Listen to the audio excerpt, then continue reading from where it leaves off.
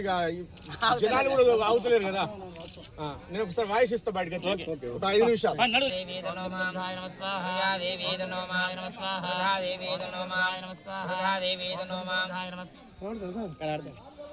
స్వామి ఒకసారి బయటకు పంపారు కొంచెం అందరి రవీంద్ర స్వామి బయటకు పంపించాలి అందరి. ఇక్కడ పెట్టిన తర్వాత మీరు క్లారిటీగా తీసుకోండి, ఎందుకంటే అనుమతించదు కానీ వాస్తవికంగా మీరు ఇక జనాలు కూడా అవుతలేరు కదా.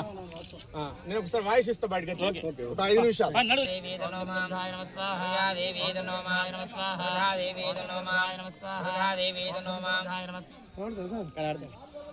స్వామి ఒకసారి బయటకు పంపారు కొంచెం అందరి రవీంద్ర స్వామి బయట. 9వ తారీఖు రోజు 600 మంది మఠాధిపతులు, పీఠాధిపతులు, యోగులు మరి గోదావరి పరిక్రమణార్థం వాళ్ళు 10వ తేదీ రోజు మాకు గంగాహారతి ఇవ్వడానికి మా ములకల గ్రామానికి రావడం జరిగింది. వచ్చినటువంటి ఆ మహానుభావులందరూ కూడా మీ గ్రామంలో అమ్మవారు స్వయంగా వెలిసాదని చెప్పడం తర్వాత ఆ స్థలాన్ని చూపించమని మనం ప్రార్థించిన తర్వాత వెంటనే ఆ స్థలాన్ని కూడా వాళ్ళు చూపించడం జరిగింది. అనివార్య కారణాల వలన ఆ రోజే ఆ యొక్క విగ్రహాన్ని తీసేది ఉంది, ఎందుకంటే ఇది ప్రైవేట్ స్థలం కాబట్టి నాడ వెంకన్న గారు అనేటువంటి ఆ యజమాని యొక్క అనుమతి తీసుకొని ఈ రోజు అంటే 15వ తారీఖు 12/2020 సోమవారం రోజున ఈ రోజు అందరి గ్రామస్తుల సమక్షం నందు, భక్తుల యొక్క సమక్షం నందు, మా కమిటీ సభ్యుల యొక్క సమక్షం నందు ఈ అమ్మవారిని ఈ రోజు ఉదయం 11:30 అమ్మవారి యొక్క విగ్రహాన్ని బయటకు తీయడం జరిగింది. వారు చెప్పినటువంటి ప్రకారంగా ఎక్కడైతే ఏ స్థలాన్ని అయితే వారు మాకు నిర్ణయం చేసి వాళ్ళు చూపించారో అదే స్థలమునందు అమ్మవారు దొరకడం అనేటువంటిది మా యొక్క యావత్ తెలంగాణ రాష్ట్రమే కాకుండా యావత్ భారతదేశంలో ఉన్నటువంటి నా యొక్క హిందూ బంధువులందరి యొక్క అదృష్టంగా నేను భావించడం జరుగుతుంది. అదేవిధంగా ఈ రోజు సోమవారం రోజున పరమ పవిత్రమైనటువంటి ఏకాదశి రోజున అమ్మవారు వెలిసాది కాబట్టి 16 సంవత్సరాల నుంచి మేము అమ్మవారు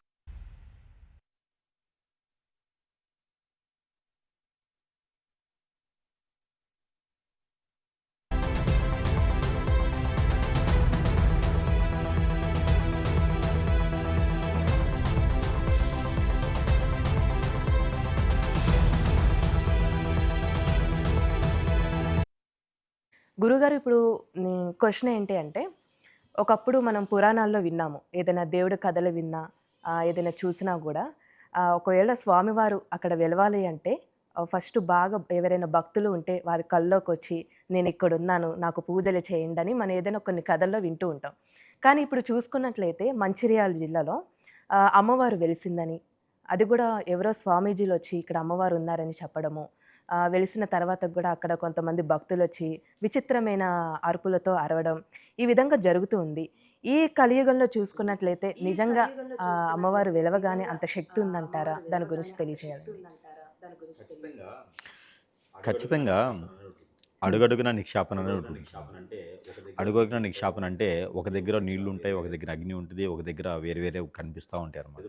ప్రతి దగ్గర నీరు ఉండాలని లేదు, ప్రతి దగ్గర నిప్పు ఉండాలని లేదు.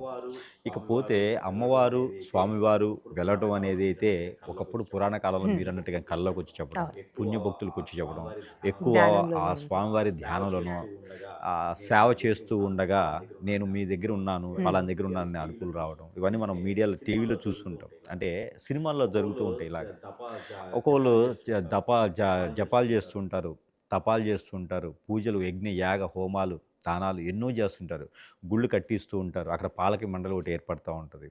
ఒకప్పుడు ఏంటంటే మంచి జరగడం కోసము, నాగరికత పెంచుకునేందుకు కోసము, నలుగురికి ఉపయోగపడేందుకు కోసము, అంటే ఒకప్పుడు పాఠాలు చెప్పాలంటే కూడా ఆలయాల్లోని చెప్పేవారు. ఇప్పుడు రజాకలు పాలించేటప్పుడు కానివ్వండి, బ్రిటిష్ కాలంలో కానిచ్చేయండి, మన హిందూ ధర్మం బ్రతకాలి అని చెప్పేసి, హిందూ ధర్మ ఛాయలు ప్రజలకి తెలియచేయాలని చెప్పేసి కొన్ని రకాల వాల్యూస్ నేర్పడానికి వస్తుందని చెప్పేసి ఆలయాల్లోనే పాఠాలు చెప్పేటువంటి విధానం ఉండేది. ఆలయాల జోలికి మ్యాక్సిమం వచ్చేవారు కాదు, దేవుడు అంటే భయం భక్తులు ఉంటాయని. కాబట్టి ఒకప్పుడు నాగరికత పెంచడానికి చేసేటువంటి దేవాలయాలు ఉండేవి. ఈ రోజుల్లో ఏమిటంటే ఎస్టేట్ భూములు, కబ్జా భూములు, ఆ భూమి కావాలని కన్నేసి రాజకీయ నాయకులు అండ, ఇక గురువులు పీఠాధిపతులు వారి విచ్చలవిడితనము, ఏదొచ్చినా రాకపోయినటువంటి గురువుని విచ్చలవిడిగా చేసుకునే డబ్బు సంపాదించుకునేటువంటి మార్గాల్లో ఒకటైనటువంటి గురు మార్గం, ఇవన్నీ కూడా ఈ రోజుల్లో జనానికి ఏదో తెలియజేయడానికి కాదు, భక్తిభావం ఆ రోజే వచ్చిందండి. మరి భూమిలో ఉన్నప్పుడల్లా అమ్మవారు మరి ఏమైపోయినారు? ఈరోజే కొబ్బరికాయలు కొడతా ఉన్నారు, ఈరోజే పూజలు చేస్తున్నారు, మరి అన్ని రోజులు అక్కడే ఉంది కదా, ఎవరికి చెప్పలేదా? ఒకటి. రెండోది, ఆ భూమిలో ఏదో ఇష్యూస్ నడుస్తూ ఉంటే ఆ ఇష్యూస్ని బయటికి రానియకుండా అమ్మవారి ఆలయాలు పేరుతో ఒక సనాతన ధర్మంలో ఉన్నటువంటి దానికి ఏంటంటే అమ్మవారి ఆలయం ఒకసారి నిర్మాణం అయినా, మసీదులు చర్చిలు ఒకసారి నిర్మాణం అయినా కూడా అవి కదిలించడం పెద్ద సమస్య. అలా కాదు. అసలు అవి కట్టించిన తర్వాత కదిలించడం అనేది పెద్ద సమస్య. ఎందుకంటే దానికి ఒక పాలక మండలి ఏర్పడుతుంది, భక్తులు ఏర్పడతారు. దానికి అక్కడ ఉండేటువంటి వాళ్ళకి రాజకీయ నాయకులు అండగా ఉంటారు.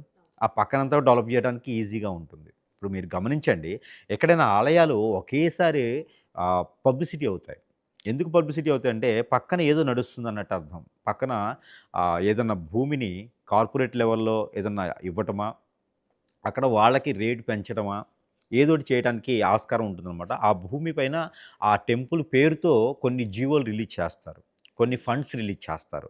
అవన్నీ కూడా ప్రజల్ని భయభ్రాంతులు చేయడానికి కాదు, ప్రజల్ని మాయపుచ్చడానికి. ఓహో! గుడి డెవలప్ చేస్తున్నారు. ఇప్పుడు ఈ మధ్య ఇటీవల కాలంలో తిరుపతిలో జియో రిలీజ్ అయింది. వేరే ఒక సంస్థకి, ప్రైవేట్ సంస్థకి కొన్ని ఎకరాల భూమి అనేది అప్పజెప్పారు. ఇప్పుడు అక్కడ టౌన్‌షిప్‌లు కడుతూ ఉన్నారు.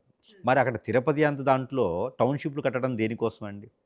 ఎన్నో రకాలైనటువంటి గెస్ట్ హౌస్‌లు ఉన్నాయి అక్కడ. పాలక మండలి చేసేటువంటి ప్రతినిధి అక్కడ చాలా రకాలున్నాయి. దిగువ తిరుపతి వస్తే చాలా లాడ్జెస్ ఉన్నాయి, ఓయూస్ ఉన్నాయి. ఎన్నో రకాలుగా విచ్చలవిడితనంతో చేసేటువంటి కార్యకలాపాలు ఉన్నాయి అక్కడ.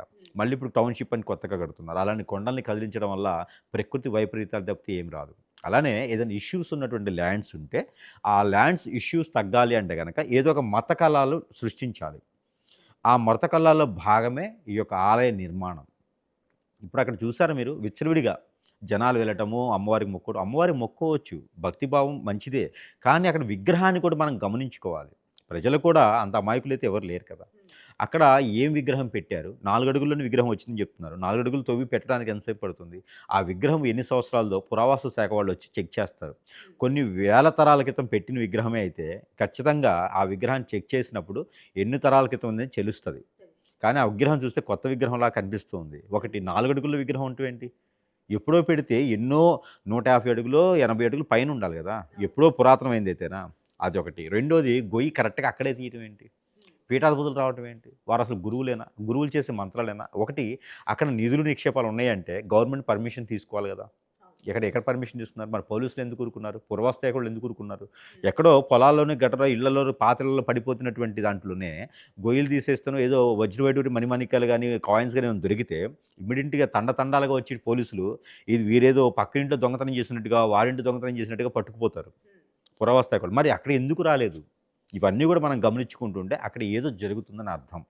ఏదో మాయపుచ్చడానికి జనాన్ని ఏదో రకమైనటువంటి మతలబు చేయడానికి మాత్రమే తప్పితే వేరే అయితే ఏం కనిపించట్లా. ఇకపోతే పులికూతలు, పిల్లి కూతలు, కుక్క అరిసినట్టుగా ఈ మనుషులు తిరగడం ఇవన్నీ కూడా చూస్తూ ఉంటే వాళ్ళకి మంచి అవార్డు ఒకటి ఇవ్వాలి అనిపిస్తూ ఉంటుంది.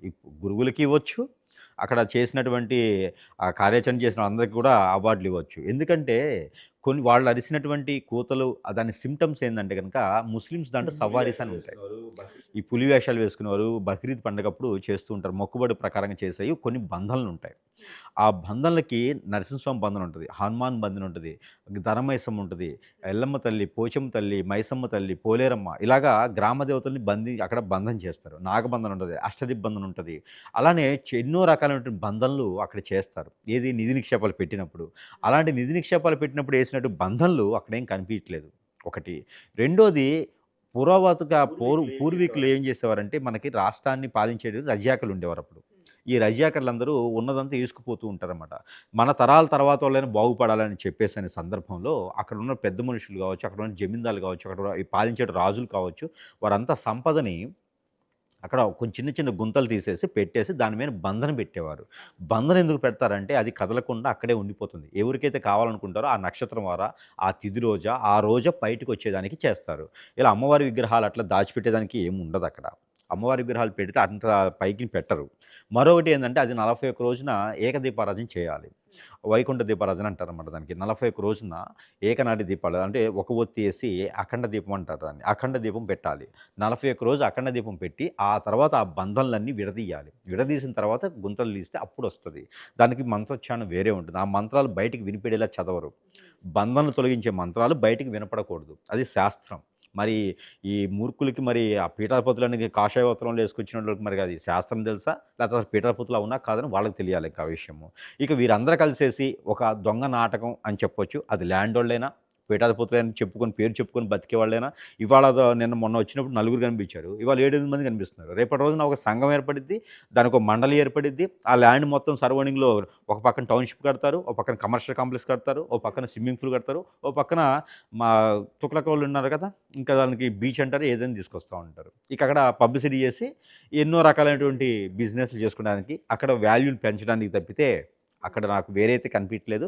భక్తి భావం చెప్పేసి డబ్బులు గుంజేదానికి తప్పితే ఇది ఒక వ్యాపారం తప్పితే వేరే లేదు. జనాన్ని ఆలయం కట్టారు, అమ్మవారు మేము చేయకూడదు, ఇంకా స్వామివారు మేము చేస్తే ఆ పాపం తగులుతుంది అనే చెప్పేటువంటి దానికి దృష్టిని మళ్ళిస్తారు. దృష్టిని మళ్ళించి వీరు వ్యాపారం పుంజుకోవడానికి ఇది ఒక రకమైనటువంటి క్రయ తప్పితే అక్కడ భక్తిభావంతో సంబంధించినటువంటి అమ్మవారు రావటం కానీ అలాంటివి అయితే ఏమి లేవు. ఎవరు కూడా అంత విధిగా ఇది లేదు. అక్కడ పవర్స్ అయితే ఏమి లేవు. మామూలుగా గుడి కడితే విగ్రహ ప్రతిష్ఠ ఎలా ఉంటుందో అలా ఉంటుంది. అక్కడ విగ్రహ ప్రతిష్ఠ కూడా చేయలేదు. అలాంటి ఇంకా చేస్తే ఇక అంటే ఇక్కడ ఒకటి గమనించాలి. హిందూ సాంప్రదాయ ప్రకారంగా చెట్టుని, గుట్టని, కొండని, రాయిని కూడా పూజిస్తారు. ఆ ఒక గౌరవంతో, ఆ ఒక అభిమానంతో, ఆ ఒక ఇష్టంతో, ఆ ఒక భక్తి భావంతో అమ్మవారే అని చెప్పేసి పూజించేటువంటి ప్రజలకి మనం ఏం అనలేం.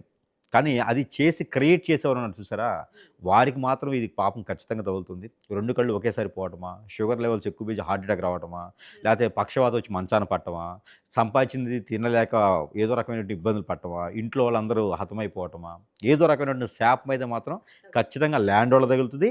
అక్కడ ఎవరైతే సపోర్ట్ చేస్తున్నారో వాళ్ళందరికీ తగులుతుంది. ఇక్కడ పోతే అక్కడ బంధనలు తీసినటువంటి మంత్రాలు కానీ, అక్కడ బంధనలు ఉన్నటువంటి చరిత్ర కానీ, అక్కడ నిధి నిక్షేపాలు ఉన్నటువంటి ల్యాండ్ కానీ కాదది. అక్కడ దెయ్యాలు భూతాలు ఉన్నటువంటి ల్యాండ్. అక్కడ అమ్మవారిని పెట్టేసి ఆ ఒక లిటిగేషన్లో ఉన్నటువంటి కబ్జా చేసిన భూమి అక్కడ ఏదో ఒక ఉంటుంది. దాంట్లో అన్ని రకాల పెద్దవారి హస్తం ఉంటుంది. ఆ పెద్దవారు ఎవరైనా బయటికి రాలేకపోయినా కూడా అక్కడైతే భక్తిభావంతో కూడినటువంటి వ్యవహారం అయితే ఏమీ లేదు. దీన్ని అందరూ కూడా పబ్లిసిటీ చేసేంత పని కూడా లేదు, ఏం అవసరం కూడా లేదు.